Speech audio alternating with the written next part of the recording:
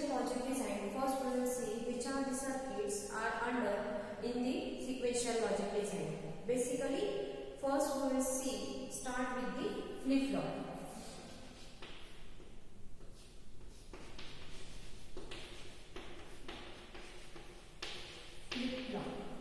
This flip-flop, it is a device which can store a single digit or single bit of data. That means a single bit of data that should be in the binary form that can be stored in a flip-flop. That's why this flip-flop also called as a memory unit. Memory unit or memory cell.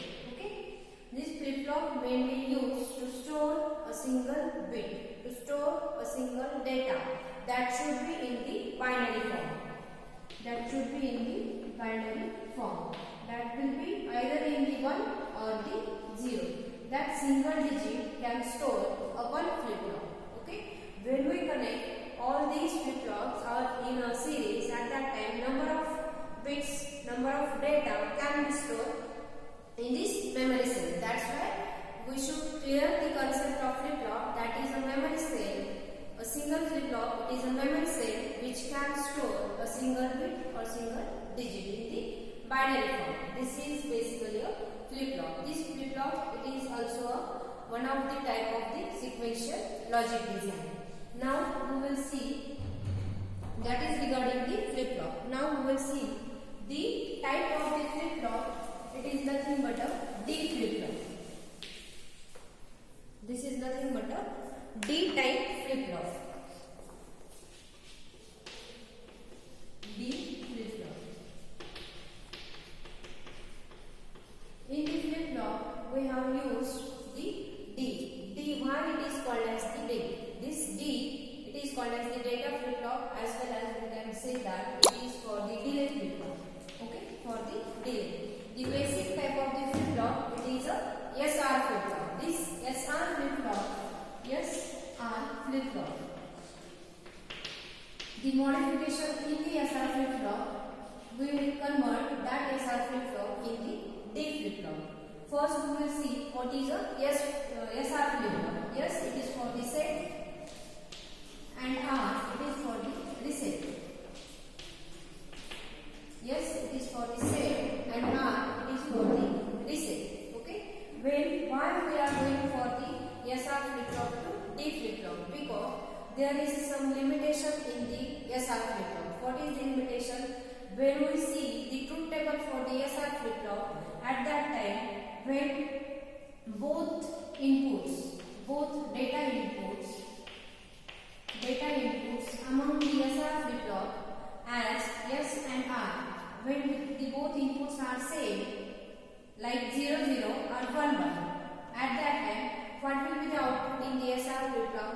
The output of the SR flip-flop, when it is a 0, 0, when it is a 0, 0, at that time there is an incorrect output. And when both the inputs are 1, 1, at that time, that output, it is a invalid output.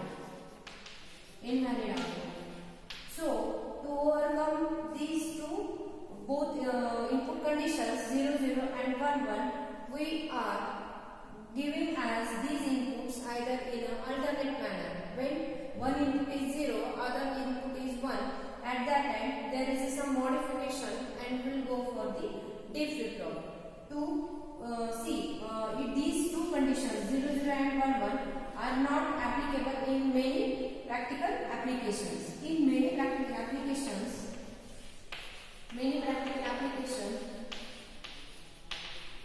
there is no need of these two inputs same.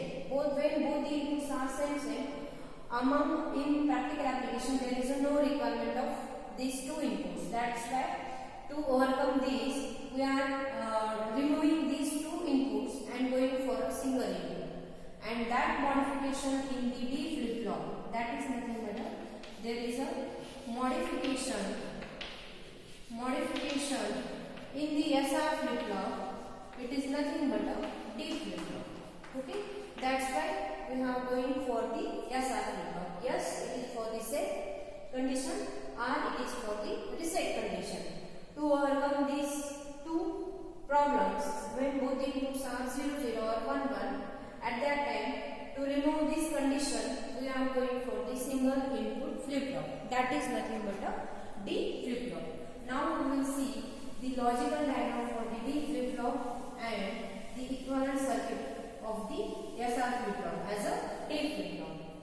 Now we will see the logical diagram for this D flip flop. It is nothing but a modified version of the SR flip flop. That's why it is a SR. It is a clock pulse CP. Clock pulse CP. This is the input and this is the data input D.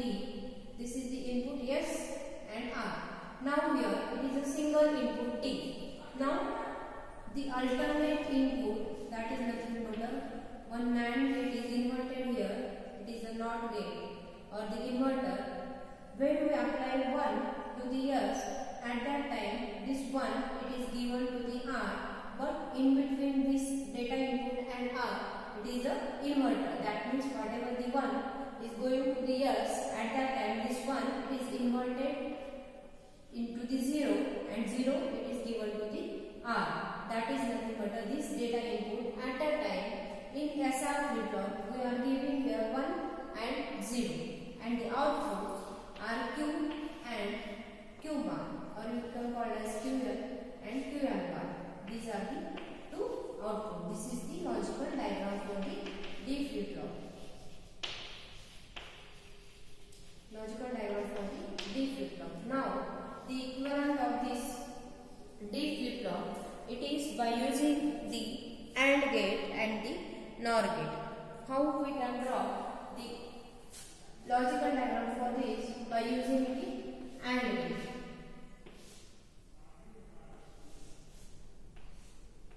Here we require two AND gates. This is the data input given to the this S and R, and this is the clock pulse CP, and whatever the input given to this, it is inverted and given back to the this another AND gate. Now this S and R are connected across to the NOR gate. To the NOR gate. This is the NOR gate.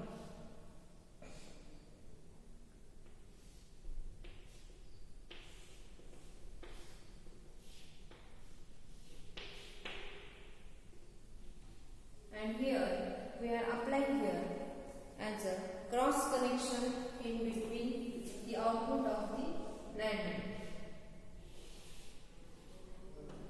And this is the output Q and this is the output Q bar. This is the block diagram of the D flip flop and the logical diagram. Block diagram and the logical diagram for the D flip flop by using the SR flip flop. Why it is SR flip flop? Because we are here. This is the logical diagram for the S and R by using the two AND gates and one NOT gate, that is data input, it is complemented and given to the R. And here these are the at the output part we are having the output Q and Q bar. We can also say that is a QN and QN bar. This is the logical diagram. Now here we will see we are having the two data inputs. Now for why it is called as S and R. In this position where S is high, S input is high, at that time we can store 1 in the D flip flop. Data, we can store the 1 data in the flip flop, and when there is a position is R is high, at that time we can store the 0 data in the flip flop. Okay, that is the set and reset of the condition of the flip flops. Now we are going for the truth table for this D flip flop. That is, first we will see the logical diagram for this. It is the equivalent modified version of the D flip flop. Now going for the actual logical symbol for D flip-flop and the truth table for the D flip-flop. The logic symbol for this D flip-flop, it is a single data input D. It is a clock pulse. This is the output Q and Q bar, and this is the logic symbol for the D flip-flop. Now going for the truth table for the D flip-flop, as it is a clock pulse. Then for the after the clock pulse there is a data input D, and the next state it is a Qn plus 1. It is the next plus. When it is high, clock pulse is high, at that time when data input is 0, output also 0. When it is high, data input is, we have to store the 1, at that time output also 1. When there is a don't care condition is there, at that time, when there is a no clock pulse is there, at that time there is an uncertainty in the data input as a X, that is a don't care condition, and whatever the output is Qm, that will be given in the next state. That's why there is a one delay. When there is a don't care is there, at that time there is a delay. That's why the output it will come the Qn. There is a delay of one clock pulse. That's why this flip flop D, it is denoted for the delay. D for delay. Delay type flip flop. To overcome this condition, delay type, we are using the positive edge triggering and the negative edge triggering. Okay. Here we are using the positive edge triggering.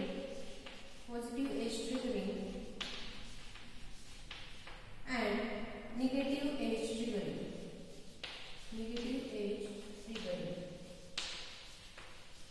Okay. What is positive edge triggering and negative edge triggering?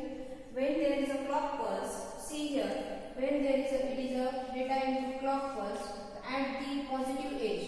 This is the pulse. This is the positive edge. This is the negative edge. Okay. When our signal it is in the upcoming direction from 0 to 1, it is a 0 and 1.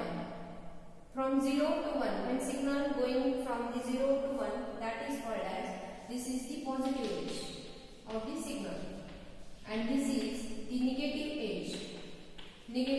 edge of the signal. When there is a positive edge triggering, at that time this clock pulse will start going from the 0 to 1. At that time there is a change in the output.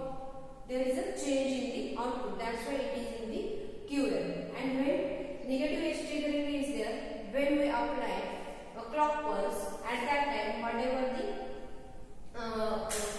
whatever the operation is there, that will become at the negative edge. When it is comes from the 1 to 0, at that time we will get our output Qn. This is the positive edge triggering and the negative edge triggering. We will see the waveform for the positive and negative edge triggering.